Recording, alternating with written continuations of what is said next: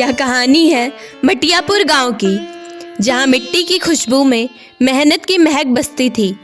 वहीं रहती थी एक बूढ़ी औरत सरोजा देवी अपने 2 बेटियों के साथ। एक थी चांदनी, गोरी निखरी जैसे धूप में चमकता चांद। दूसरी थी काली, सांवली पर दिल से उतनी ही उजली। बस फर्क इतना था, चांदनी सरोजा की अपनी बेटी थी और काली उसके पति की पहली पत्नी की संतान यानी सौतेली बेटी। आंगन में चूल्हे से धुआं उठ रहा था और सरोजा की आवाज गूंज रही थी, अरे काली, कब उठेगी तू? तेरे उठने से पहले ही चांदनी नहा धोकर मंदिर चली जाती है, कुछ तो सीख ले उससे। काली ने थके स्वर में कहा, माँ जी, मैं सुबह से लगी हूँ। चूल्हा जलाया, रोटियां सेकी, भैंस को चारा दिया, आपका तेल भी गर्म कर दिया। बस थोड़ी देर बैठ गई तो क्या गुनाह हो गया? सरोजा ने ताना मारा, तेरे जैसे निकम्मे के हिस्से में बस शिकायतें ही बची हैं। चांदनी को देख कैसे परी लगती है, और तू तो अपने बाप की तरह बदनसीब निकली। चांदनी आईने के सामने हंसते हुए बोली, माँ, इसे कुछ मत कहिए, या तो इस घर की बदकिस्मती है, कहीं कोई मेहमान आ गया तो डर ही जाएगा।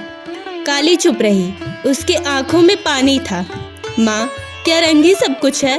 क्या मेरी मेहनत, मेरा त्याग, मेरा प्रेम, इनका कोई मोल नहीं? सरोजा बोली, तेरे हिस्से में बस झाड़ू पोछा ही लिखा है। जिस दिन तू किसी अमीर घर में ब्याह जाएगी, उसी दिन मैं तुझे बेटी कह दूंगी। गांव के व्यापारी सेठ गिरधारी लाल और उनकी पत्नी सुधा देवी अपने बेटे अर्जुन के लिए बहू ढूंढ रहे थे। कहते थे, बहू ऐसी हो जो चांद सी उजली हो। किसी ने कहा, मटियापुर की चांदनी सबसे सुंदर लड़की है। सेठ जी बोले, बस वही चाहिए हमें, रूप में चांद, नाम में चांदनी, वाह क्या बात है। सुधा देवी ने धीरे से कहा, पर मैंने सुना है उसकी बड़ी बहन काली बहुत मेहनती है, घर का सारा काम वही करती है। सेठ जी हंसे, मेहनत से घर नहीं, नाम बनता है। हमें बहू चाहिए जो समाज में हमारे घर की शान बने। अगले दिन रिश्ता लेकर सेठ और उनकी पत्नी सरोजा देवी के घर पहुंचे। सरोजा खुशी से उछल पड़ी, काली, तू अंदर जा, कहीं तेरे काले चेहरे से रिश्ता टूट ना जाए। काली चुपचाप रसोई में चली गई। सेठ जी ने चांदनी को देखा और रिश्ता तुरंत तय हो गया।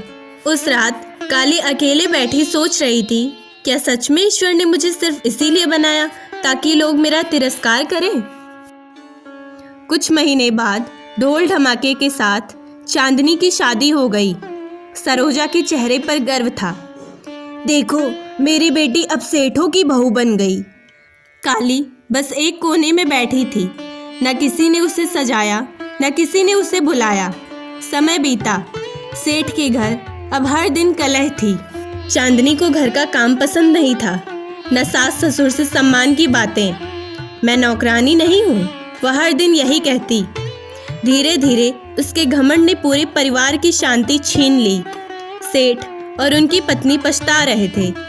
हमने रूप देखा, स्वभाव नहीं। आखिर एक दिन अर्जुन ने भी कह दिया, माँ, मैं अब और नहीं रह सकता, और चांदनी को मायके भेज दिया गया। उधर सरोजा देवी ने सारा गुस्सा काली पर उतारा, सब तेरे श्राप का असर है, तू चाहती थी कि चांदनी की शादी टूट जाए।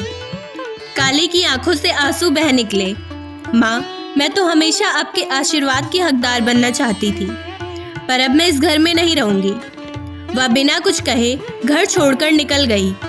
धूप और आंसू के बीच काली गांव के तालाब के किनारे बैठी थी। तभी वहां से एक युवक गुजरा, डॉक्टर विवेक, गांव में नया डॉक्टर। उसने पास आकर कहा, तुम ठीक हो? तुम्हारे चेहरे पर आंसू नहीं, कहानी दिख रही है। काली बोली, कहानी नहीं, श्राप हूँ मैं, माँ के लिए बोझ, समाज के लिए मजाक। विवेक शांत स्वर में बोला, जिसे दुनिया काली कहती है, ईश्वर उसे अपने हाथों से गढ़ता है। चलो मेरे घर चलो, वहाँ कोई ताना नहीं, बस सम्मान मिलेगा। काली ने पहली बार किसी के शब्दों में करुणा महसूस की।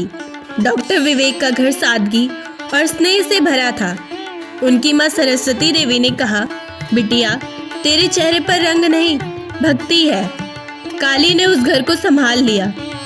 रसोई, पूजा, सब में समर्पण झलकने लगा। विवेक मुस्कुराया। काली, तुम्हारे हाथों में जादू नहीं, आशीर्वाद है। धीरे धीरे विवेक को उसकी सादगी से प्रेम हो गया। एक शाम उसने कहा, काली, तुम्हारे कर्मों ने मेरा जीवन बदल दिया। क्या तुम मेरी जीवन साथी बनोगी? काली की आंखें भर आई। आपने मुझे इंसान समझा, रंग नहीं देखा। मैं आपको हाँ कहने से पहले ईश्वर को धन्यवाद कहती हूँ। कुछ साल बाद चांदनी टूटी हुई लौटी। माँ, उसने मुझे छोड़ दिया, अब मैं कहाँ जाऊँ? सरोजा देवी बोली, जिसे मैं तुच्छ समझती थी वही आज सबसे महान बन गई। काली। काली ने दोनों को देखा और मुस्कुराई। माँ, जो इंसान माफ कर देता है वही सबसे सुंदर होता है। रंग भगवान की कला है, पर कर्म इंसान की पहचान। जो दिल से उजला है वही सच में चांदनी है। यही थी सांवली चांदनी की कहानी, जिसने दिखा दिया कि सुंदरता रंग में नहीं, दिल की रोशनी में होती है। चेहरा वक्त के साथ बदल जाता है, पर सच्चाई और करुणा हमेशा चमकती रहती है। अगर आपको यह कहानी दिल को छू गई हो तो इसे लाइक करें, अपने दोस्तों के साथ शेयर करें और ऐसे ही भावनात्मक कहानियाँ सुनने के लिए हमारे चैनल को सब्सक्राइब करना ना भूलें।